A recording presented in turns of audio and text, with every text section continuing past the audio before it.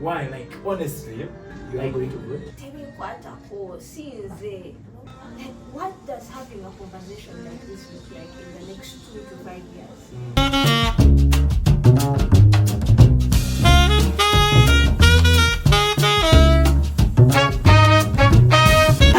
You have laws that are not even in our constitution.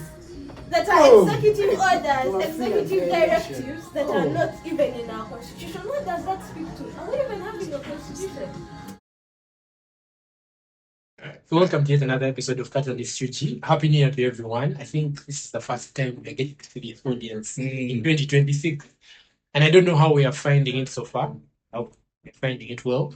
But as you can see, we have a couple of new faces in the podcast today. And without going any further, I think I should allow them honors of introducing themselves. Shall start with the lady on the left. Hello everyone, Treasure Amwene Mutachura. My name's a law student at Makerere University. And I'm so excited to be here, so excited to share with you. Be blessed. So, that's how to do this. Yes, Okay. For those who do not know me, I am Manzi Warren, and I'm Iso Camp with you guys. Yes, Manzi Warren, what's partner in crime. We do these things all the time. I'm not new here.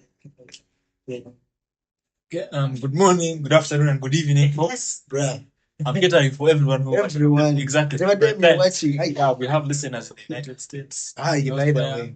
Yeah, so he has been keeping up with our analytics. yeah, exactly. So, ladies and gentlemen, my name is Akesigaranga Conrad. I'm a law student as well at Makerere University. I'm also part of a youth advocacy organization called Pulse for Change. We do advocacy on a wide range of issues. And I'm glad to be here at Catalyst UG to discuss something really cool and excited to be here. Yeah, love. Wow. Thank you so much. I feel like that's been dark in here. There are some people, the names have had a certain level of consistency. But we shall not go there to avoid other issues. My name is Larok Timothy Matthew. And yes, I'm part of the Catalyst UG team. As Mansi says, we are partners in crime. And yeah, we're excited to have you yet again. I think I'll hand over to Mansi because we have quite a sensitive topic to talk about. Yes. And I prefer to be on the panelist side of things today. So Your partners in crime, we're doing these things together. So obviously this year is all about brighter, better conversations. Yeah, we're here to spark engagement. We're going to talk about the things that we wish we could talk about in our circles, but we find ourselves talking about some rare jazz.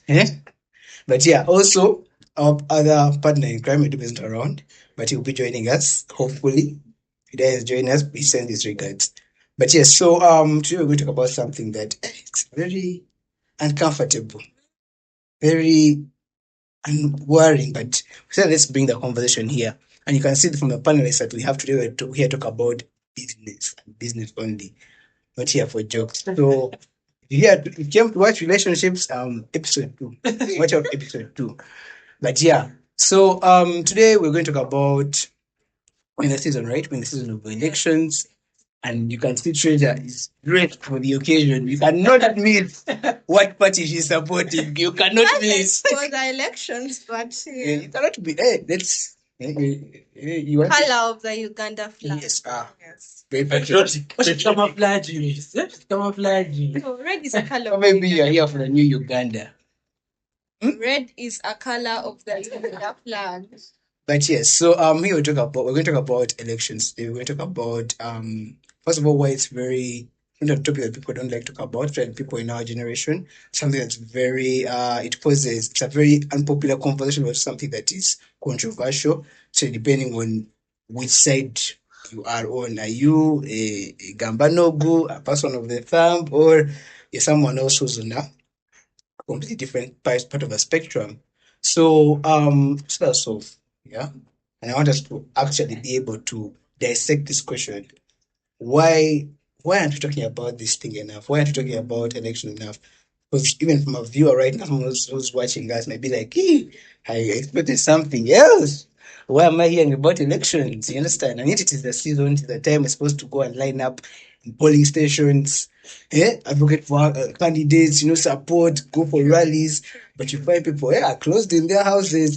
People are waiting, people waiting, look forward to in election times. It's time off work, or the fact that they're not going back to school as early as Actually, they declared would. to give that 16th Public holidays. Public holidays. working class. Working class is saying, Ashed, we can stay in our beds and sleep. Family time. You understand? It's an extension of the Christmas. People do not give it much in Christmas. Election time. We have a chance to give Thursday, Friday.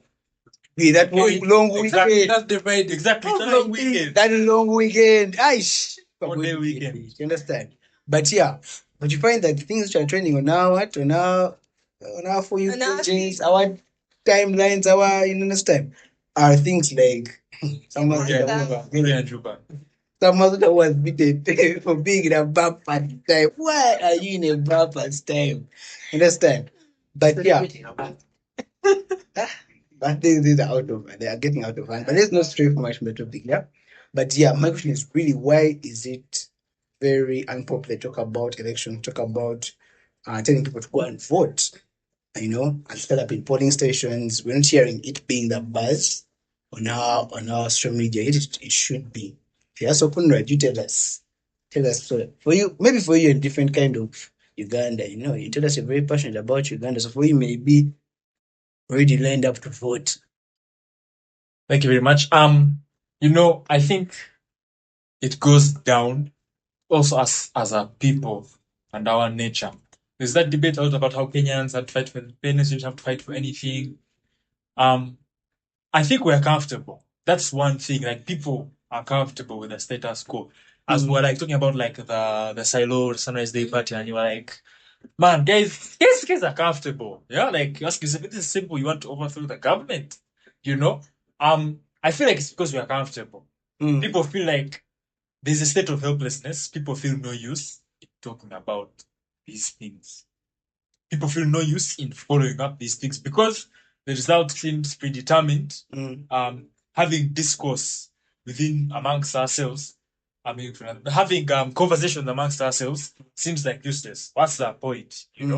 But I think it does matter, because at the end of the day, 10 years from now, we are the ones who are going to face the consequences of what is happening today.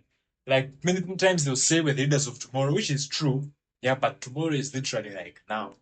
Yes, a bad law is going to be passed, and 5 years, you are going to be in its crosshairs. Yeah. Like, right now, it looks like this has nothing to do with me. And right now, probably it doesn't.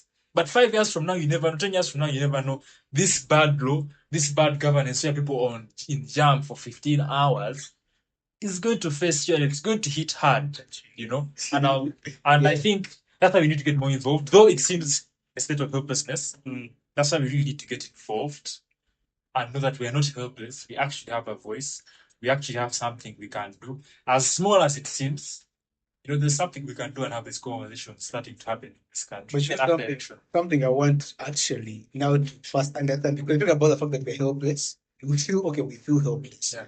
And we feel hopeless. But then also you're talking about the fact that it's still very crucial to talk about this. So if there's a helplessness coming into play and the hopelessness coming into play, why what's the purpose of this conversation like this one? What's the purpose of understand? Because talking about the fact that whatever we're doing may not have an effect on the status quo, that things seem to be predetermined. You understand? So what does having a conversation like this one really do for us? You understand? How does it help us? Yeah. Martin Luther King Jr. once said what are the quotes now? Bring them on. He one time said that the moral arc of the universe is long and bends towards justice. And it's a discussion I've been having in constitutional law about racism in the States. In the end, justice counts, but how long? Blacks were enslaved for 200 years. Are we also going to do 200 years?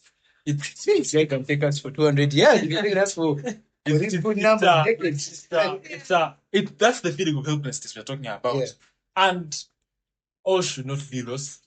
Hope should be the last thing that you lose. Because at the end of the day, you look at people in history, even people who shaped this country, the president inclusive, and all the other people, the good people who sacrificed their lives.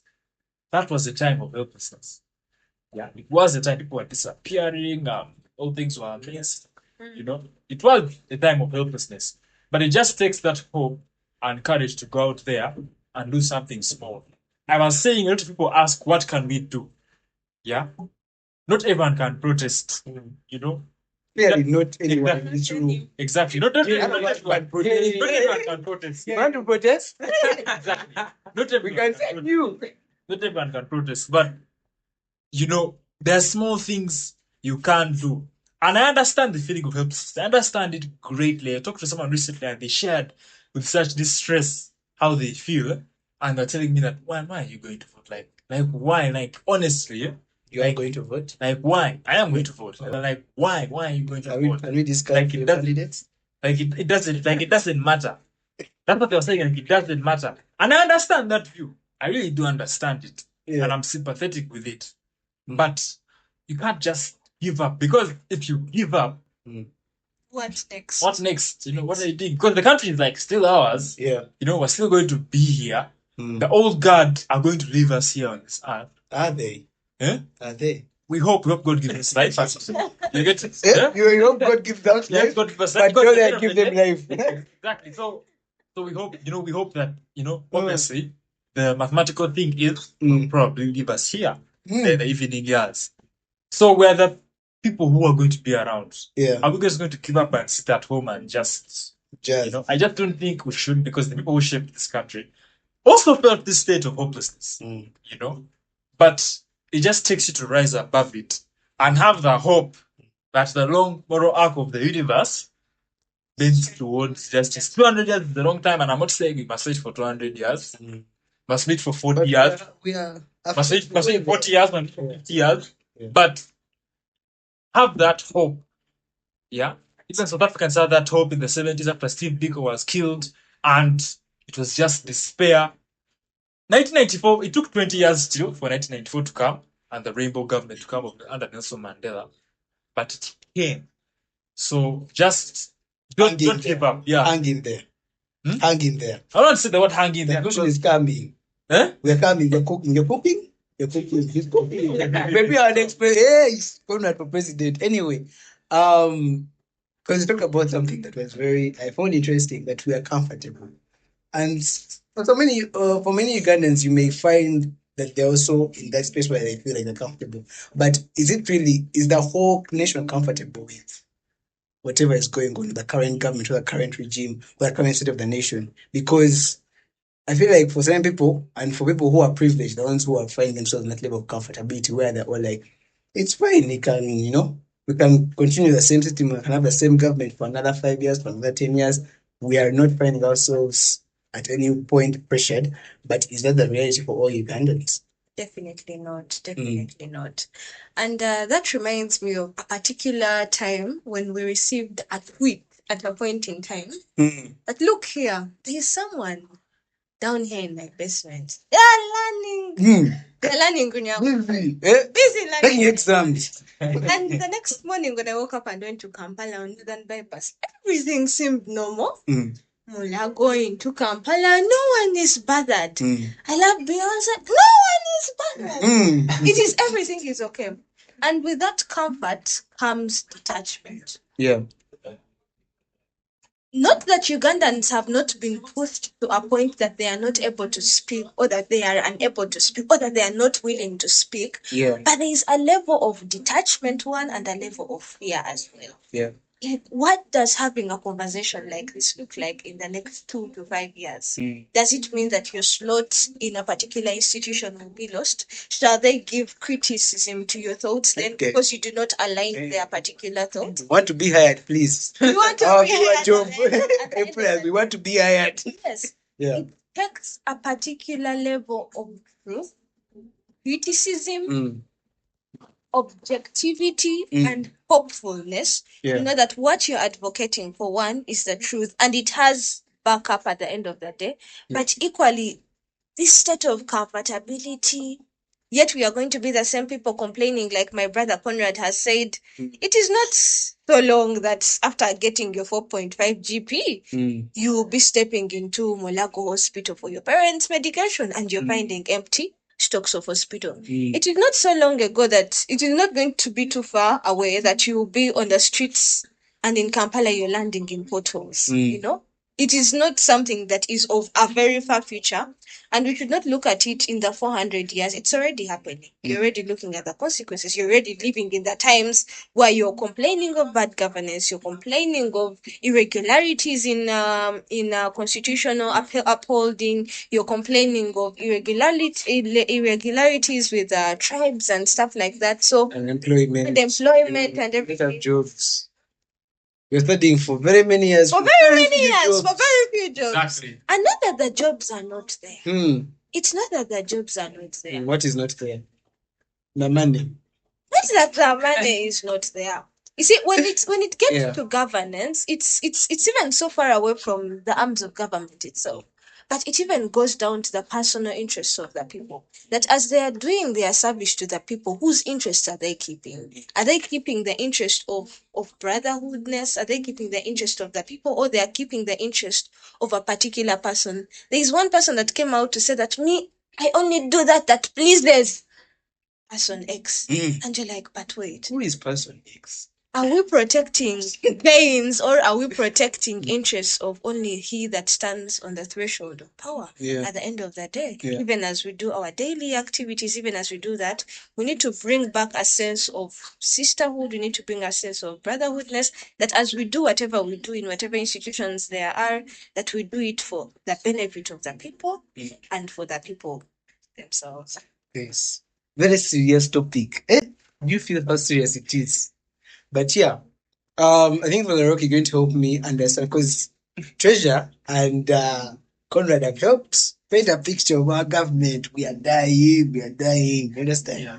And there's this mentality that once person X, once person X, whoever person X is, gets out of power or leaves their office, and we elect a new Uganda, we elect a new person into office, especially in the highest seat of the land, we're going to achieve, or we're going to be saved. Yeah, there's going to be redemption. Has been that redemption. Every problem that we ever faced in Uganda is going to be eradicated. We're going to be better. It's going to be a better than new Uganda. Is that something that's very realistic?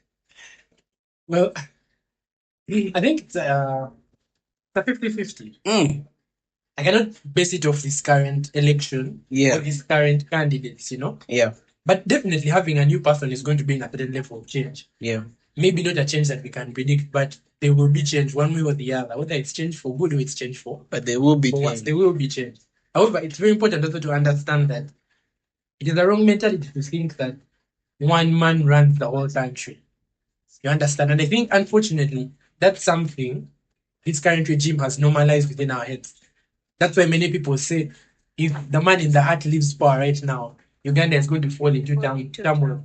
And I think that's what has, not I think, but that's something I've seen that he has used so much to his advantage. I think it's one of the number one things in his protecting the game. But do you think that's true? Do you think that's true that it's debatable? As I say, many of these things are debatable. Yeah. An argument can be raised over, people say, who right now does the army pay allegiance to? The army at the end of the day is supposed to pay allegiance to he who is president, because he who is president is commander in chief, right? Yeah. But is that the reality? Is it the title that they pay allegiance to in the office, yes? Or is it the person? Yeah. But I'm not going to speak from a place of conspiracy. I'm only going to say what I know, what I've read, what I've... We're not capturing I'm not going to... You're not capturing us. Why are you attacking Robert? If you're watching, I do not have as much experience to give that conspiracy. But yes, I believe that in having someone new in office, there's definitely going to be something different. And I think there's also the issue that we're only looking at this from presidential election. But also the MPs there. Yes. And MPs have a certain level of influence. We cannot deny the fact that there are MPs who are actually liked by people in their constituency. This man of, is it Kira? Honorable Sembiju actually like him, you get? And he's in power. So when we say that government is failing, are we also talking about men like that? I'm saying that they are failing. Again. So there's really so much to talk about beyond just the office of president. And the fact that we are only talking about the president shows us that, as Conrad said earlier on, we do not have a government. We do not have full separation of powers. That there's an executive, and then there's a legislature, and then there's a judiciary. No, at the end of the day, everyone believes that The power is ruled in exactly one. the president is overseer over all, and at the end of the day, he gives the final say. We're not running a kingdom here. And this goes back to the daily The monitor headline, emperor or president? That's definitely a debate we're going to have. But yes, we're going to have it in time. But really, realistically speaking, because I think there's a way you can talk about in the ideal sense that ideally these arms of government are separate, like legislature, the executive, and the judiciary, very separate arms of government. But that's in the ideal sense. Is that the reality of our Uganda today? That's the there problem. is actually separation I of think that's the problem. powers. That image has been painted so much that, yes, let's be realistic. You get it's a language or a vocabulary that has been used so much that we as Ugandans as well have failed to appreciate that these arms should be different. I don't know if that's making sense. Yeah. You get we should stop using We should that. strive for the idea. We should stop using that vocabulary of let's be realistic. Because at the end of the day, and obviously it's a conversation for later, but we cannot be saying we are a democratic country. And then we are saying, guys, no, but let's be realistic. We cannot have separation of powers. The president has to, at the end of the day, be overseer over everything. You're getting the whole point. If we are to be realistic, let's first say we're no longer a democratic country as Uganda. We have ceded power as citizens and said, you know what? We're having a dictator in power, an autocrat. That's how things are going to work.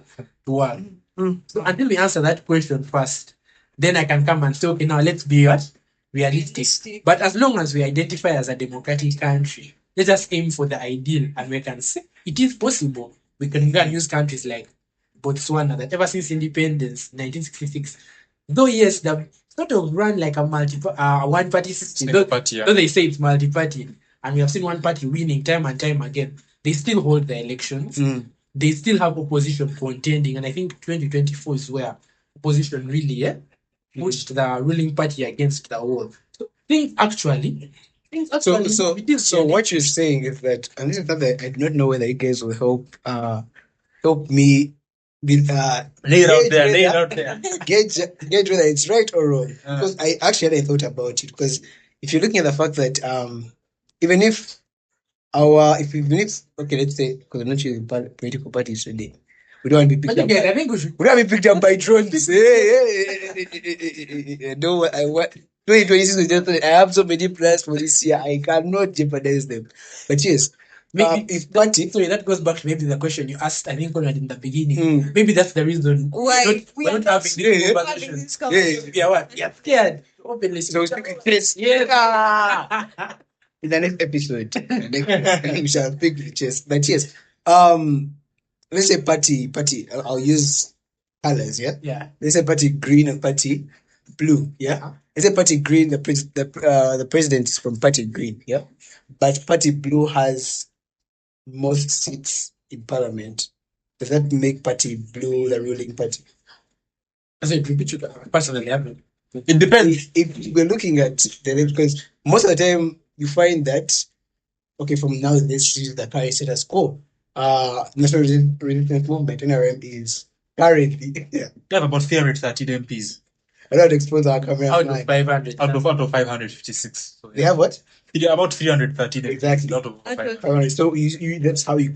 I feel you know how they gauge the ruling party that the Now, it depends on what kind of government you have. Is it a parliamentary? Because if it's a parliamentary democracy, like the UK, the party that gets the most seats in the House of Commons is the party that's the ruling party. what kind of But Uganda is not a parliamentary democracy. what are we? Huh? What We are are we're a republic. So what does that mean? As per Whatever- the Constitution. So the president is the executive authority. So that's the person who rules the country. So The that party of the president is the ruling party, regardless of whether they have a parliamentary numerical superiority or not. So doesn't that again bring back the question of the fact that yes, we may claim that we look at the MP and the parliamentary seats as something to get interest in, but if the man is not dealt with, But I think what Narok is saying is that if the way separation of powers is supposed to work, and the listeners should take keen interest in it, is that power is not supposed to be absolute. Absolute power means complete power. You can do whatever you want. Separation of powers seeks to stop that. That the executive, that is the person of the president and cabinet, can only do so much. If they overdo, parliament is supposed to come and say, go ahead. And you know this, I think you guys know this meme of like the police are stopping you. That meme. That's what parliament is supposed to do, or that's what the judiciary is supposed to do. Park there. That's what they're supposed to do. So I think what Lauk is trying to say is that we can have such a scenario if maybe where the president from party green is the president, but party blue has the majority. So meaning anything the president wants to do that needs parliamentary approval, budgeting, confirmation of ministers, ambassadors, appointments, all those things. Parliament can really frustrate him. And now this is where now we have, quite a competitive government. He cannot just do whatever he wants.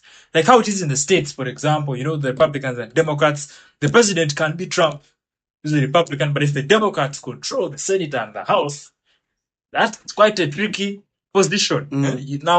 You get it. So you get it. So I think that's what Narok is trying to like envision. If you can have something like that, where the exactly. And that's how it used to be in 1996, the sixth parliament. That's how it used to be. It was quite okay. Back then it was not multi-party politics. We had only one party. It was actually not even party. It was merit. Not they called merit. You contested as a person.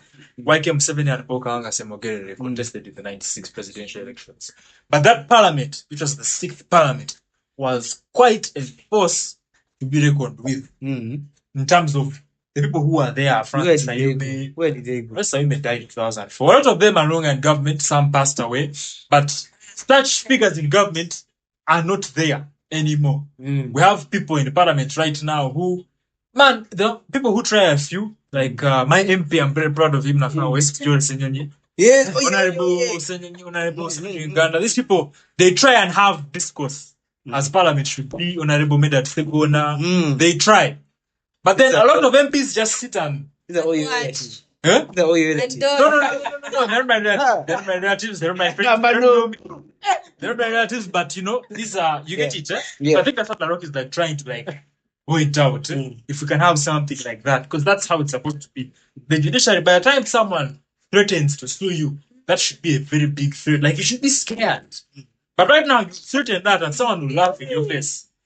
Because someone does the decision. They can buy that way. One thing at law school that we are told by one of the lecturers is that his first days of practicing law, he said you go there the magistrate and you'll argue law. But opposing counsel had lunch with the magistrate the previous day. Yes, opposing, you're arguing there, you're citing law, you're citing president, opposing counsel is laughing. You get it? So that's what we're trying to say when we're saying that separation of powers is something really neat. So you're taking us in the very direction that you want us to end up in. Because now we're talking about the fact that separation of powers is proving to be something that's not realistic in practice. Yes, in practice, yeah. And which also brings now the other should I say power checker, which is the constitution, because this constitution is supposed to be able to guide the country. It's supposed to be the supreme law of the land. That it is. Yes, we're speaking in present. It is the supreme law of the land. But we have seen that time and time again, it is proving more of just a front rather than a realistic, power checker. If I'm to give an example, you guys, I'm in the presence of lawyers, so I cannot lie. I cannot say article. I will be lying to the masses. But yes, you are students of the law, yeah. You're scholars of the law, so obviously there's a part of the constitution that talks about a bill once passed in parliament, and then it's given to the president to be assent. Yeah, it's assigned to the president. 30 days, it has 30 days to table it. Otherwise, past 30 days, it is automatically passed as an act. It's now a law. Yeah. But we see that the minimum wage bill of 2019 was passed in parliament, assigned to the president. he spent more than 30 years. Sorry, 30 days. I'm sorry. 30 days. Wait, 30 years. He has seen his power. That you never know. Okay. So he spent more than 30 days on his table.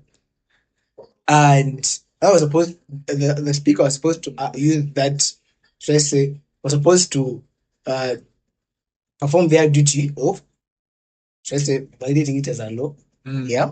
And I mean, really, still a president, still having the power to pull it back, even though that was against the constitution.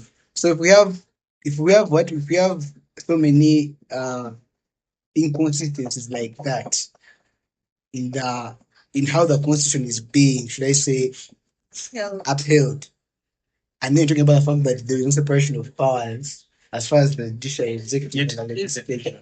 It's envisioned there. And the constitution is supposed to also help us. And in particular, it is Article 1 of the Constitution, Clause 3, that all power and authority of government and its organs derive from the Constitution, which in turn, the Constitution itself, derives its power and authority from the people who consent to be governed in accordance with this. Okay, so like you have said very many different words. Very many different words. The people are in control. In control, in short. The us are people. Yes. Exactly. You assent to We are in control. And the Constitution gives all these three organs of governance the power to equally run us, but according to our will and our consent. Ours. Yes. They have consent. Yes. Are you hearing? Anyway. Yeah, so if that is how the Constitution is beautifully painted it, why is that the reality? Yes, Treasure. No, the last person that talked about the Constitution is nowhere to be found. We are still looking for her, and all this power that the people hold about their constitution and how they are supposed to be governed is in this one thing that we are going to do on the 14th of this month. That is a free and fair election that is supposed to be. Is it free and fair? Now, that is also another question. Is the election free and fair? Free and fair. There are ballots that have never been answered by Justice Byabakama in one of the previous elections, could be 2016. But speak slowly. 2021, 2021, yes, 2021 indeed. There are ballots that were pre-ticked already. But why isn't the Constitution then being upheld? I think our people in power have lost track of who gives them power. Because at the end of the day, if they are not having the free consent of the people, who are they governing? That is why people are detached. Like, you have created your own Uganda that you want to rule. And when people come up and speak, and when people come up and say that, no, but look here, there is no separation of powers. This appointment is being done by His Excellence, the EC. It's being done by His Excellence. The head of, not the head of judiciary, but the Chief Justice's appointment that is being done by the Electoral Commission. How do you expect these people to oppose? There is no separation of powers, indeed. And if there is no separation of powers, there is no consent of the people, meaning that there is no active participation, indeed, in civic spaces and in things concerning them, such as politics, and then henceforth the politics that we have. Now, this is where it comes to be tricky. That it is being a sarcasm of democracy, and as Mr. Dr. Kabumba has put across in so many of his articles, it is now a lightweight paper. Like, it is at their choice, it is at their free will to use this constitution where it pleases them. That is why you see several times there are laws that are being passed, but without clear criteria of how did we get here? How did we get to say that they are rushed through that process? And which is quite funny, things that are pertinent and crucial to the society or to the people, they are not given as much attention. But when it is there, because there is a 40 million that is being given, the people eradicate this limit of term of office, you know? So that shows you that the constitution itself needs to be rechecked. And I'm so happy and glad to see that there was a willingness with the people of Kenya to look back and say that no, if it served for its purpose, then there is a need to reconsider the purpose that is serving. It is common knowledge that there are people who do not even know that they have the power in their arms, and it is given to them rightfully: the freedom of speech, the freedom to vote, the freedom to elect, the freedom to have a say in things that are pertinent to them and things that concern them. But they are not aware to this. What does this speak for? That the constitution may not be serving its purpose up until now, up until it was put into place, that it may not be serving its place, and it is only serving the elites to a particular extent and serving only for their interests. That if he's given the authority and power to appoint particular people, that is okay. That is fine. But if the people, if it is enshrined in around Article 67, that they are supposed to have this voting take place, the political systems and everything, they're supposed to participate in the electoral process. You come to all these different articles, they're supposed to participate and have a free and fair election, but they are telling you no. After you go away, where are these laws coming from? Go home. Where are these But laws coming from? but the Minister of Justice told us that we have the permission. From him. No, he said, no, but Mao. The Presidential Elections Act that he quoted. Yes, and he said that nowhere does it mention that we should what? We should leave. Go home. So meaning that you have laws, we have laws that are not even in our We have to bear constitution, witness.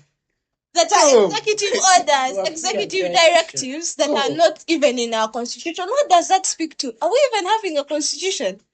So let me get this straight. You understand? Because you're talking about the constitution not having power, and you're saying that It's a lightweight document. Yes. Is the solution really to revise it? Because I feel like the laws are there, but, and you help me with this, block, the laws are there, but it's just a matter of it's just a problem of accountability. It's just a problem of accountability. It's just a problem of who is holding paper. The document itself cannot be at the end of the day, it's still ink on paper. So what should be there to hold to put it in check? I think we shall first go back to what you just said. And that's a fundamental thing people don't realize, or at least we have been duped to the point of helplessness. But something to always remember, and something I like to carry at the back of my head, is we give people in power the power. You get? And though obviously I'm not calling for people to get out of their homes, abandon their families, and go and fight. Why not? It needs to be thought through. We don't want violence. It needs to be thought through. Why not? But Thomas Jefferson says something very interesting in the Declaration of Independence. He says that, I'm going to paraphrase it. He talks about if we reach the point of realization that the people we have put into power have failed to do what you do, The right insurrection. have the right To revolt. Hey, Yes. we go. power. You see? When are we going? And Involve me. The contentious thing is, in our constitution, that is sort of Yes, okay. The military look at Article 3. Yes. Which was a smart thing he did when he came into power. But you see, the whole idea is that power at the end of the day comes from you. You get? And yes, it may be a sham that we say, a dictatorship carries out elections just to show that there is democracy happening. Yet he may be campaigning just to show that there's democracy happening. But it shows me that at the end of the day, people still have what? People still have the power. There's the way he still wants to look good in people's eyes. You get? Meaning you as the citizens have the what? The power. And the Constitution tells us very well that we give the Constitution the power. But it comes down to, do you know what's in the Constitution also? You as man, do you know your right? So we are uneducated people. I feel it's like, I wouldn't call it. You're calling us uneducated? You're calling us like you not go to school? It starts from there. The whole campus as students? we need to make it more true. Yeah, we need to make it. We have graduated from Really? campus. When I ask, okay, let us put elections aside. People talk about we have a freedom of speech, freedom of speech. But freedom of speech is a derogable right, meaning they can clamp down on it. The amount of speech you can really express can be controlled. Yeah, no, that it doesn't. But many times on social media, people are always talking about it like it's a non-derogable right, isn't it? Like you're entitled. It is inherent. You can't stop this right. But there are only, I think, 4 non-derogable rights, Article 44. So it's important also to know that even as we are going into this fight in courts, and as Treasurer said, first we're not going to go on the streets, we are fighting it like intellectuals. If you're to fight this fight like intellectuals, then you have to be knowledgeable. That's the first thing. So let's go and investigate and actually find, okay, what does the Constitution actually say? Say The about Constitution talks about things like Exactly, yeah. a fair hearing. You get, where is Sarah Burete's fair hearing? You get, where is Dr. Kizza Besigye's fair hearing? Are you saying that these people don't know the Constitution? People don't know, that's the truth. Like the people who are defending Sarah Bureti. No. I feel like they do know Okay, the here's what he's Constitution. saying. Let me interject. Here's what he's saying. People don't, He's saying- don't lie to me. he's Don't saying- lie to me. he's saying- Yes. He's saying with the general public, Mm. people don't know Thank you. the law. And it's actually provided for Article 4 of the Constitution, provides for the dissemination of the Constitution and printing it in several. Into I wrote an language. article and I pointed this out, and this is something I've never done. You Which wrote is an at fault. Please. So basically, people need to know. Yeah. People need to know. People knowing Sarah Bureti know the Constitution. Mhm. They know the law. They are lawyers. Now, me, what I want is that the law is not for lawyers. It's not for judges. for judges. Yeah. For I actually hate this notion we have of that law is just for the few who study it, but the only one supposed to know. I think I disagree with that because people should not be subject to the law. But when that But is part rather- of a job. Participants. Hmm? It's not about having a job, it's about us achieving a just and fair country that we can all be a part of. And You to get it? speak a language. Exactly. So we need to know, and we need to. I encourage people check out this organization called Agora Discourse. They do online activism.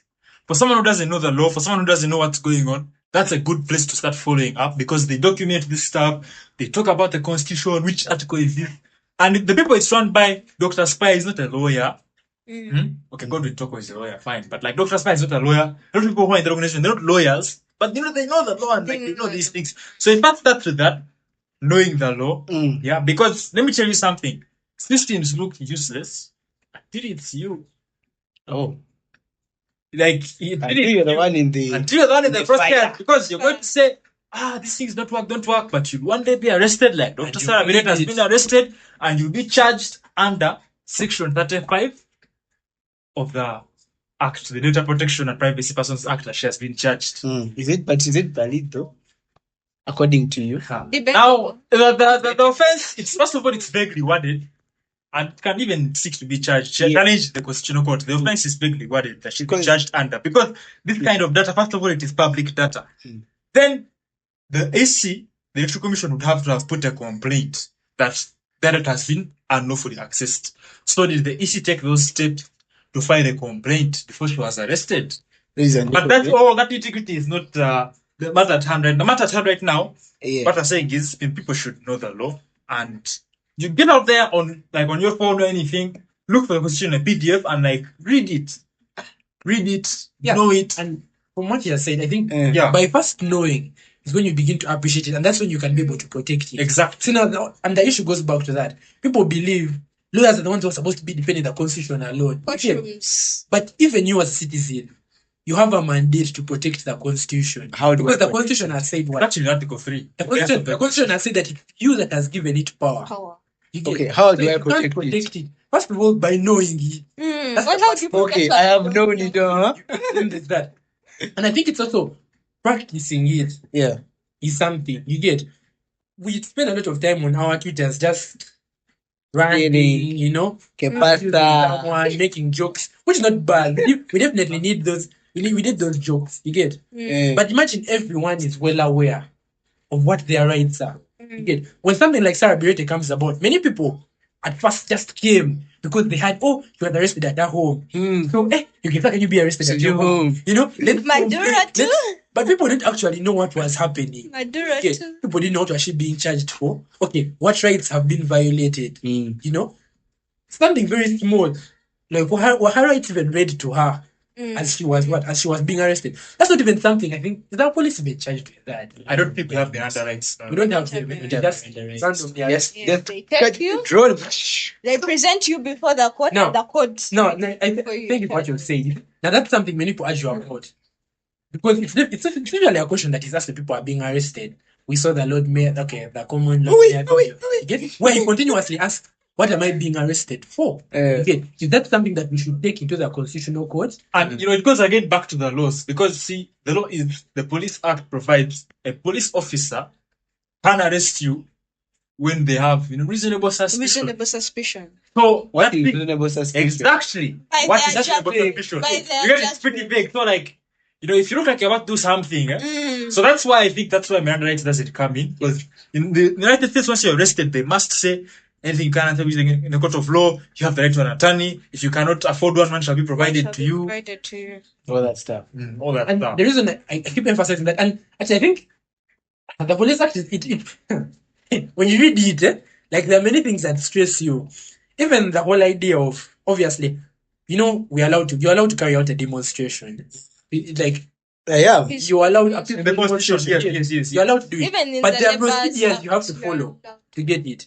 You get, because obviously you have to write a letter telling, I think, which police. Straight to the police. But there is a particular police. Who I'm trying to demonstrate against. No, you're not demonstrating To against the inform police. them. You get, but But you I have to can't inform give them it from the the account, department in guys. that area. Public Maybe it's order, that yeah. parish Hey, or I the mean, sub-county. yes, police, You I'm got going your to LC go and one. make noise there side, please. But no, Be informed. that's what I'm saying. If we are going to fight using the law, Mm. you have to know the law. Because you see, the issue is people are coming in to say, we were abused, we're carrying out a peaceful demonstration. But before we even go there, Go there. did you actually go through the right means to carry out this peaceful demonstration? Because that's what they will also use the law against. The police against you and they'll be Let like, me ask you guys, because I don't want us to lie to ourselves. No, maybe. Uh-huh. I know where you're Guys. coming from. It's coming from the point of, first of all, will they even allow you? Not even that, not even that one, not even that But then- one. Yeah. Not even that one. You want to tell me that every single person that we have seen where there's been a controversy about them are violating the law and everything, in case maybe doing a demonstration or something, they never pass through the right means? All Most of of them don't. they don't That's pass. that Most of them. So don't tell me that every single person that we're seeing there is violating the constitution. No. Now people are doing it the right way, and I'm glad people are that Larok is And also, bringing it as you're out. talking about that before, isn't there a possibility that sometimes these people are frustrated? Yes, now, however much you are frustrated, now that frustration is what is going to send you legally to jail. There is always a peaceful means of resolution. There is always a legal way of doing things. It may not be moral, it may not be accepted, but there is always a legal way of doing things. And I can assure you, of recent, there was a small demonstration in around Makerere University. And chaps came around the library and started screaming, started making noise, Now, as the police whose duty is to make sure that there is sanity and there is peace and order in any environment, they are not aware of what is happening. So their major goal is to make sure that they replace the peace with peace and order. That is why they are going to tell you to go away. Disperse. To disperse. They're going to And tell you they're going to. Hey, they told find them a way of peacefully. making sure that if And it that's enters your head. another thing, by the way. It's part of the police act It's part of- that they first warn you. When And if you you want to and refuse. you refuse, then he has now the right to do what? To apply force. Actually, it's both in the penal code, but it was being contested To shower in you. the UN, some of the sections of the police act. okay, we talk about the police act. It's a very controversial law. It's highly colonial. The police was just a tool of oppression Yeah. by that's in Colonial history. Like, bastards. I don't think even need to start thinking about changing the name from Uganda Police Force. A lot of countries are changing it to service. In Kenya, in the 2010 constitution, the police name was changed to the National Police Service. Does that make them? Yes, there is an impact. An Let impact, me tell you, yes. the symbolic impact it has, because the history of our police is the history as a tool of oppression. pass- And that's what the Police Act is, a lot of it Power. vaguely worded provisions and things which help them to just arrest anyhow. You get it? To consolidate. Because we also need to talk about police reform is also very important. In Kenya, another thing they did with the 2010 constitution is that the constitution provided for the Independent Police Oversight Authority, IPOA, which was supposed to look at what the police does, give reports. It's something they did to help police reform, in Kenya. Oh, of course, we saw the riots in 2024 and At 2023 the airport, imagine. and 2023 where they And actually, something that people are priding themselves in is that you cannot do that at Entebbe Airport. or how Well, they, how they went to can't- parliament. You can't Exactly how they stormed parliament and all that. So isn't that like something that at least we should give credit where it's due, that To the we have Kenyans. that You're saying level to of us. order. Yeah, that Kenyans, when they can do whatever they want, they can. Like our police acts. You can't do that here. Those are bad manners. But it goes back to what we were saying. Do people actually have that power then? Kenyans But are people very. deserve the power. But Kenyans And are very different. Do you know that if you go to Nairobi, you go in cafes and what you find people in serious political discussions. They are very can I say open, way more open than we are. Not even open, they own up. Exactly. They own Kenyans, up. like, they seriously debates, like what we're having right now. This is the usual thing. You go to a cafe in Nairobi and you find guys going at each other's throats with the political. In Uganda, what you go at each other's throats for is football. And the president, the President Museveni, one time he was saying, and he was like, Respect. Americans are in space, and we're just here arguing about European football. But we want our Indian. And maybe it is a valid, statement. We don't have our Indian. Let's also argue about European football. No shit. But let's also argue about this too. Yeah. So it's also something a bit different with the Kenyans. But let's stop comparing ourselves with the Kenyans because countries have different histories, different undertones. Yeah. There's a lot. They have the Indian Ocean, we don't have the Indian Ocean. They have the ocean, they don't have the ocean. They have, they have Swahili, which is a pretty much uniting factor, which we don't. You get We it? have Gambano.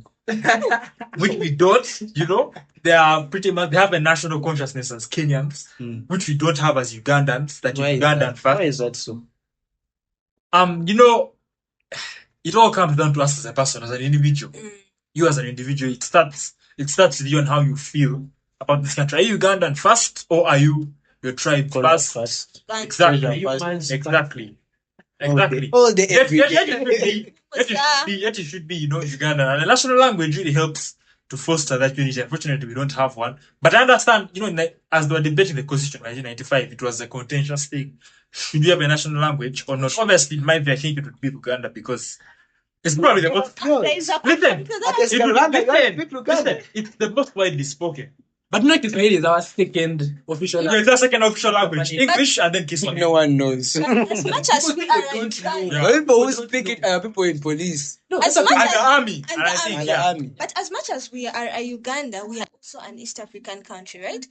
The reason as to why there is supposed to be a national language, and which I totally agree to, there is definitely supposed to be a national language. It is also supposed to help us have mediation or have conversation and discourse with other people. Why are we having only a language that is to serve the purpose for Uganda only? And yet when I go to Kenya, when I go to Tanzania, even Rwanda, people do know Kiswahili. Why can't I communicate ably? We are So being the hated. language that we are supposedly bringing, and even when you realize in Tanzania, in Kenya, there's a dissolution of tribes. Mm. And that is why they agreed, no, we Especially came to a Tanzania. consensus, Yes. especially Tanzania. They came to a consensus we shall have Kiswahili as our national language. But in an area like Uganda, where we have not dissolved heritage, we have Hey. not dissolved tribes, You want us there to- is no way you're going to have Luganda as a national language, given their history of wanting to It's, usurp. as I've said, it's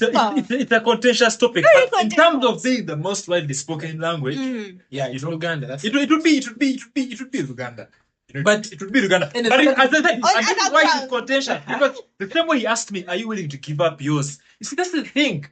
You're not giving it up. Are you sure you know? No, you're not giving it You're up. A not giving language, it up. you're not giving it up. A language is the culture, and you can still speak Nyankole, you can still speak, whatever. But we just want a language which all of us can rally under that is not English. Like what the Kenyans have. They will be like, Ruto one term, Ruto one term, Ruto one term. All Kenyans, regardless of whether they were Kalenjins, Kikuyu, Jaluo, they're all saying that. The South Africans, just have a number of communities, but most of them will rally under isiZulu. Nkosi Sikelele Africa. They will rally under that, Nkosi Sikelele Africa. And they did, though for them they had a common enemy. Also, the common enemy makes you come together. Come Probably together. we have lacked. So we need an enemy? We don't have a Don't we have an enemy? We don't have a We don't have an enemy? Actually, They had the our white common man. enemy Our is common enemy, ourselves. exactly. We are own But for them, enemy? they had the white man, apartheid and everything. Yeah. So, but I think it's something, and as you asked the question about whether a post-Museveni Uganda, we need to solve that, having a national consciousness over tribes were created to divide us and oppress us. There were not tribes before. Before colonialists came, they were states. They were Yeah. Uganda was a state. What can a state be? A state that you have borders, you have an army, you have an economy, and you have the ability to interact with other states. Uganda traded with the Kamba in Kenya. So I'm going to engage you. Ankole was a state. want to engage a little bit because now you put about something that's very crucial, and that's actually a promise or part of a manifesto of one of our presidential candidates. Yeah. That means you are very. We can already see your presidential candidate come this election because one of our presidential candidates. What is the name? Is it Makabi? I do not remember very well. I will have to. I think it's the FDC candidate. I'm not so sure. There's another guy Very. who was talking about. They asked him about federalism, and he was giving an example. Oh, UAE. Exactly. That's a difference. If you haven't watched the presidential debate, please go and watch it. That's why you find that. I think another guy. I do not know him personally because he's not my candidate. But he's a presidential candidate, and he appeared before the presidential debate, and he convinced us that. I don't know if he convinced us though, but he tried to convince us. I was not convinced. He tried to convince us that he can adopt a federal state that is in UAE, in Uganda. It is possible. He has seen it happen. Yes, so you see an example. That's the issue. But he tried to convince us that it's possible here. And that's what you're trying to tell us also that we. No, I think that's what we were before. No, we're saying that's what we were before. I'm just saying how the concept of tribes was just brought about to divide us. We're not tribes before. So it's not possible, right? Federalism is not possible. They tried it in 1962 and it failed miserably. He's bringing UAE. You cannot compare. First of all, as I said, when you compare countries, one key thing you must take into account is the history. The history is so important. It stems the Somalia is also a federal republic. But let's look at the history. Get it? That Nigeria is a federal republic. But let's look at the history. And for Nigeria to become a federal republic, it endured bloodshed. It had a civil war in the 60s called the Biafran War, where the North, the North is largely, underdeveloped. I do not know, but exactly. The South where Lagos is, Port Harcourt, where there's oil and everything. It's very developed. But then the North, where there was Boko Haram and everything. Exactly. There were nomads and everything. Exactly. You take into account that history. But Uganda, it's not that black and white where we have two parts. So of the North looking, and the South looking, It is completely different. That's why federalism here can't work. We need to have, one form of government. Exactly. It can't work. It honestly we need to have a military state. Unitary, like one.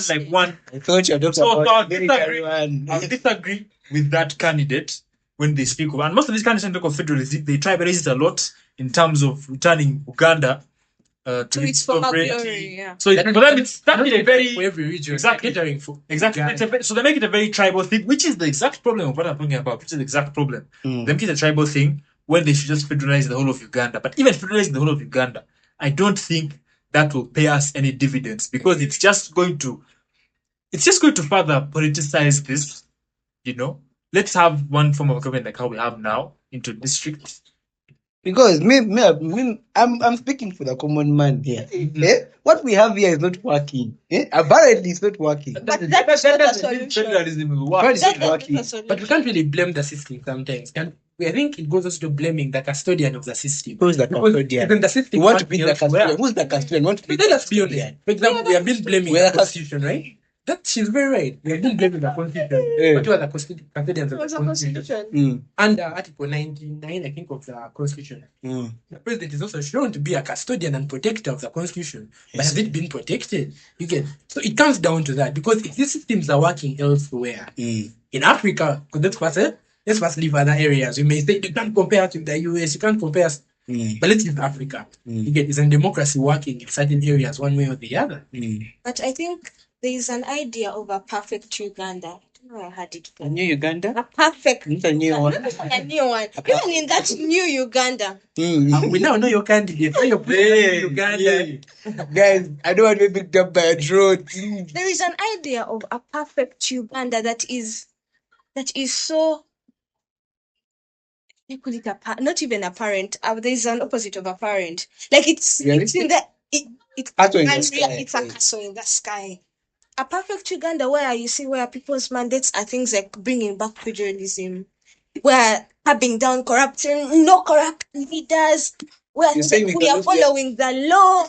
We are even in states where there is a semblance of democracy, where there is a semblance of order, sanity, good governance. There are things that don't go away. There are ghosts that will continually hunt us. Not even ghosts in the same sense, but These are people definitely meant to benefit from something, and there's people that are going to be let down from something. Sure. That is why it is a majority over a minority, and there's a minority there. It is still there. You have an opposition and you have a government. There's people benefiting from something. There's people losing out on something. But even in all that I'm saying, there is definitely a common ground that we can come to, that we as a people, there are things that we are agreeing to. We as a people, there are things that we are detesting. That level of detachment from politics, the level of detachment from good governance, the level of hopelessness, of comfort of how.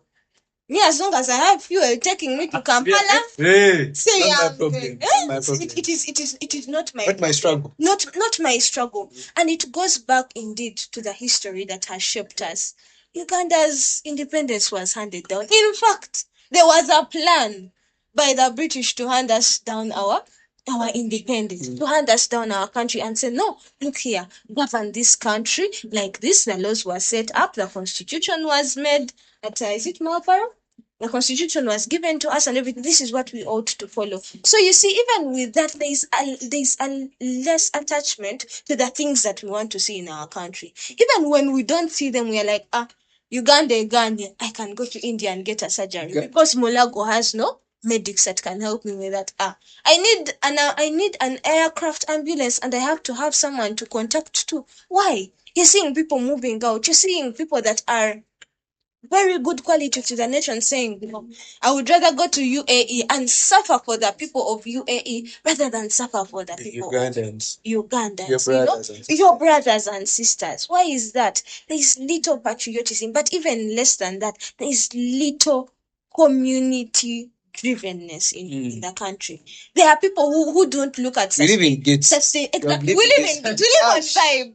We just float on vibe. Close your gate, you don't care what your neighbor is going. Care what your neighbor is going through. But like Conrad said, it is not until, and Dr. Kabumba tweeted, put your name there, not until it is you that is being applied to the hostility, the unfairness, the injustice that you wake up and be like, This affects me too. Like this affects me too. There is a need to call for this, and it goes back that we the people have the power. But how can you have power when you don't know what the power is all about? You know, you want to eradicate a dictatorship government. But you're lacking level of appreciation of what this power has gotten you, where you have gotten up to now. You're not aware of the constitution. You don't want to vote. There's even a flaw. You don't want to vote. I'm not voting. Nothing is going to change.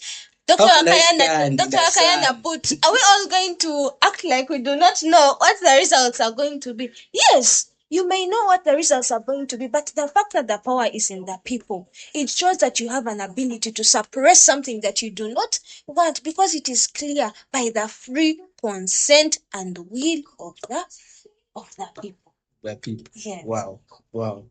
That's great. I've been touched to the choir. I'm going to go and line now on Thursday 15th. But yes, as wrapping up, we've had a very interesting discussion. Yeah, I just want to give the flow. Yeah, if you have things that are on your chest, please express it. If you want to campaign to us, you may find out we have MP providing for MPs floats here on the table, though we don't know. But yes, just any final words? I think that from our guests. What do you want to leave us with? What do you want the viewers to remember? I think aside from everything I've talked about, a lot of the legal jargon, police act, semanya this, semanya that, at the end of the day, it's our country. Our emphasis on our. It's our country, it's our home. We're never going to have any other country again. So we should get involved. We should discuss more. Get to know the law, because it concerns you. Get to know the law, and basically just be more proactive. As I said, 5 years down the road, this is our life. Yeah, this is our life. So as the youth, we are 10.7 million people between the ages of 18 and 35 in this country, as the UBOS census of last year. 5 years from now, we shall be way more than that. I'm thinking the youth, not just children, but like the youth, 18 to 35. Yeah, we're about 25% almost of the population. That counts for something. So I think it should count for something. So we need to, as the youth, know that, as I said, I understand the hopelessness. I understand the feeling of I can't do anything. But you can. You start small. Most of these things seem impossible. I'll tell you the truth. If you read a lot of these accounts by the Bush War veterans, sowing the mustard seed, you read Honorable Chikere's book, 8 Years Witness, you go and read Betrayed by Marida by John Kazora, all these books. The way it started, like, was completely unlikely. And look at where, they are now. It just took that breath of courage to show that, it's my country. And yes, some people lost their lives, the people who are not here today, the people who did grow up with parents, mothers and fathers, lost their brothers. It was deeply, there's deep pain in a lot of people. There's a deep pain in a lot of people. And there's deep pain in people in this country whose parents who are missing, who are arrested or who are in prison under either the charges are trumped up or even if they're real charges, but there's real pain happening to people in this country. There's a human face. By the way, this time I'm saying I understand. I can begin to understand it. But all I'm saying is that don't ignore it completely. Because even if you ignore it, the pain is not going to go away. Change is not going to come out from the sky. It just starts with each of us doing our part, as I've said. Not all of us can protest, but at least in your own way, online activism, you might share the post of Free Dr. Kizabes, share that post. You might. Is he still in prison? Yes. Up to now? Yes, he's still in prison. Oh wow. He's still in prison. You might share a poster talking about how we have too many people on remand in this country. On remand, not on trial, but on remand. You might share a tweet on your ex and you'll be like, that this and this is going on in this country. Yes. That is you doing something. Some people will laugh at you and claim it's useless, but like that is at least you doing something. You get it? So in your own small way, however you can, it might be just wearing, I don't know. Yeah. I don't know. We all have different ways of like doing things. Yeah. But like my whole point at the end of this, to each and every person, out there is just go out and do good. Do good, be part of it. Yeah. I think for me personally, fact that it's a coping mechanism, I think it's more of a coping mechanism. The fact that people actually cop out of this and just say, man, if as long as it's not affecting me right now, I shouldn't, because I think it brings up a lot of confusion, a lot of like you don't understand what's going on, so just decide to just disengage from everything. But yeah, that's amazing. That's amazing. Yes, Farouk. Oh, should you give us name? Yes. He's a panelist as well. Yes, first. But something so interesting I'm thinking about. What do you tell people now? Like, are they tired of even hearing? Like, these are things that they have heard time and time again, same voice, different people, But I'll bring to your attention the preamble of the Constitution of Uganda. We, the people of Uganda, recalling our history, which has been characterized by political and constitutional instability, recognizing our struggles, committed to building a better future by establishing good policies, by establishing good governance in our country and each and everything. It is a call for you to stop being unbothered, to stop being not neutral, but to stop being unconcerned. Like, having quite a call, scenes there, But I assure you, there is pain out there, like Conrad has said. There is pain out there. And if you do not participate in fighting for the goodwill of the people, if you do not participate in encouraging hopefulness, in encouraging honesty, transparency, calling for accountability, you are going to share in that pain in one way or another. You will share in that pain by force. By force. By force. You will share in it's not by choice. By force. With time. With time, you will share in that pain or another. It's not a threat. It's not a threat. I promise. But all that goes round always comes back round. And the time is now. These things are going to haunt us. Days down the road, these things are going to haunt us. But let us stop the fancying non-interest or fancying lack of participation in things that concern us, and you are very active and very concerned with the way Trump is putting down Maduro Yeah. away. You know, China is becoming an elite country in politics and everything. That's a very big point, right? You know, We're very opinionated when it comes to Charlie Kirk dying. Charlie Kirk I died. can't tell you feel like the guy was a Uganda. Everyone was, hey, but It's all over your status. What? Yeah, it is high time for the extremists to know that yes, there is always some. It is okay. Global politics is good. It has a way it influences our country. Get interested. Charity begins at home. It definitely should not end there, but charity does begin at home. Get interested with the laws that govern your country. Get interested in civic spaces. Get to listen to these things. And you know, it is a European infiltration onto Africa. Things like TikTok. That is a topic for another day. Propaganda. But that's a topic for another day. But it is so funny. We are so interested in Instagram. We are willing to scroll reels, but it is very hard for you to keep up with a conversation in Catalyst that involves things of policies or with how your medical affairs are going to be like, the roads that you want to be secure on, the police that is meant to keep you safe, the elections that are forthcoming, the peace and security in your country. But you're ready to scroll down. And like, well, it is the goodwill and the consent of the people, and it is the people, but you always have a choice. It is a duty, but you always have a choice, either to be accountable, either to be responsible, or to go down like any other person in history. You cannot be a Karujire, you cannot be a Milton Obote, you definitely won't be a Mutesa, you won't be a Kanihamba. The big names. But you can choose to be a somebody.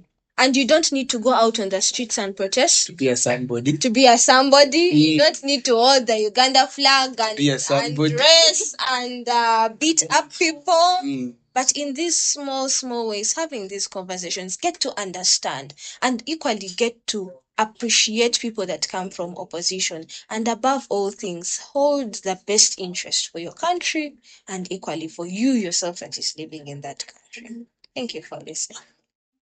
Just breathe again. Wait, breathe again. The choir. Yeah, hearing someone. I think fundamentally it's important to know how all this concerns you. Me, that's where I start from. I keep telling people, you cannot tell me that 2026 I want to start up a business and you're not aware of, the 2024, 2025 financial year budget. You're not aware of, okay, what was actually Uganda's biggest export or import? Okay, where were we getting our main money from? It doesn't make sense. And it's something you see people constantly doing. And that's the reason I think, even as the law, one of our professors says the reason for studying the law is to solve problems. And until you understand how it affects you or how it relates to you as a student, someone studying engineering, whether in fourth year, first year, whether, until you understand that concept, we're wasting time. That's the truth. That's why everyone is always saying, what we are doing is useless, what we are doing is useless. But it goes beyond just voting for a president. You get? Because they are system. You're not just voting a president into place. You're voting systems into place. Now the question and the reason you're supposed to go and read manifesto is to understand that me, as a student right now, if I vote this system into place, where is it going to put me in the next 4 or 5 years? And that's something I'm encouraging people to do that we haven't really been doing. You get? Yes, we have argued. Maybe if we have the man in the hat go where we have someone, this may happen, this may happen. Yeah. But it's not just about the man in the hat. That's why the man is the one who's holding us up. It's about the systems, what? Yeah. The systems in place. And so let's go back and investigate and see, how is this going to affect me if I'm starting my small business? How is it going to affect me? People say in the next 5 years we want to buy land. So if you vote a federalism system into place, are you going to buy land in that particular place that you want to buy land in? Does it really affect? I think something really out of the box, but just to get us thinking. However, something I also like to think much about is that history will also be written about this time. The question will be, what part did you play in it? Today there are people who are called traitors to certain governments, you get, traitors to the nation. Imagine that's how you go down in history. As a traitor. You are a traitor to this nation. People who are not voting. But, and that's the thing. You may think being a traitor is you committing treason. Yes, it is. But you being a traitor to your nation is also doing nothing. You get? And that's something I want us to think about. Okay, yes, you're saying this has failed. So tell me what is going to work. You Until you can tell me something that is going to work, then clearly we have to go with what we have at our hands right now. But obviously, as we conclude, a statement I think half of the year may have quoted in some of their essays, William Faulkner's statement, where he says, the past is never dead. In fact, it's never really past. People question why do we need to study history? And Conrad has reiterated that a couple of times. The history of the nation. If you go back and see the history of Uganda, you'll understand why we are where we are. You'll understand why this man is saying he's protecting the gains. Do you realize that he's basically telling you that I have done it all for the next 5 years, and I just either build on top of what is already been established, or we protect what I have done. And you hear the way these people speak. Sorry, I keep forgetting his name. What is his name? The guy who passed on. May he so rest in peace. Who had the issue? General. No. Tumwine. Yes. The way they would speak, the way they talk about how we fought for the peace of this country. And you're like, but weren't you contributors to the discourse that happened? Weren't you restoring the peace that you took away? You get? But that's the essence of understanding this history. Otherwise, you will think, hey, if His Excellency leaves power, then there will no longer be peace. But what do you mean there will no longer be peace? There was an existing Uganda prior to him. Won't there be an existing Uganda after him? We are yet to see. Yeah. We do not know. That's the question we should ask Some of the people in this, we are. Amidst all the talk we have had on politics, the constitution, getting a law from here and there, the question we have to sit down and ask ourselves is, are the systems you're going to vote in place going to give you the life you want to live 5 years, 10 years, 15 years from now? But at the end of the day, as we said, we are looking beyond ourselves. Where is our identity as Ugandans? Do we have that? And that's why I think it's very important for us to start really promoting some of these things that we consider really cliche. You see the Uganda, something as small as you see the Uganda cranes are playing, and for us, we don't watch Uganda matches. But that's where, exactly, you see, but that's where it starts from. It starts from something as small as that. When you begin to appreciate that unity of, us as Uganda, we're having a football match going on. It will build on. Did you go to Nambola when they played? Hey, could I miss? You did. So it will build on. Maybe not with us. Maybe not with us. But a challenge for us is, I would say, we may not really establish, I don't know what to use exactly, the fundamental unity we are looking for. But let us at least lay a foundation. Exactly. Just start. Let us lay a foundation. And then we can be like, okay, our generation was known for, we laid the foundation. Those after us are tasked to build on top of it.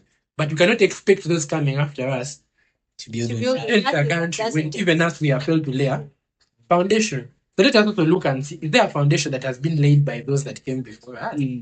And maybe we can start from there. Gen Z are giving them too much assignment. Gen Z are not used to assignment. Have assignment. They're not used to assignment. Results. But yeah, it's been a very big, very, very interesting conversation. I want to thank my lovely fellow today. Today I came just to learn from the councils in the We have learned. all of them learned are, from each other here, believe me. all of them are councils. Me, I'm wherever I am. But yeah, thank you so much for the conversation. Thank first and foremost the lady in the house for being brave to sit amongst us gents. Thank you, Conrad, for also joining us. I think a takeaway for us is to start talking about this. Let's start talking about this. We know the conversation never ends here. Yes, so in the comment section, please, drop your thoughts. Give us your 2 cents so we can be able to also understand where you are and also engage with you. But otherwise, this has been a lovely episode. This is the first episode of the year. We're starting on a very high note. We're very serious this year, by the way. Serious business only. Very. I told you relationships in episode 2. Episode 2, yeah. Otherwise, thank you so much for viewing, for watching us. Like, comment, subscribe. That's how we say it. Like, comment, subscribe. That is it for us. I think that's a wrap. Yeah.